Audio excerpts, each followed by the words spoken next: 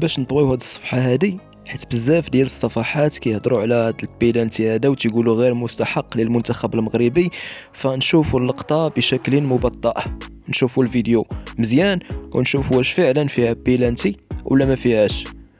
شوفوا مزيان، دياز في هاد اللحظه هادي استلم الكره والمدافع قاص ليه رجليه.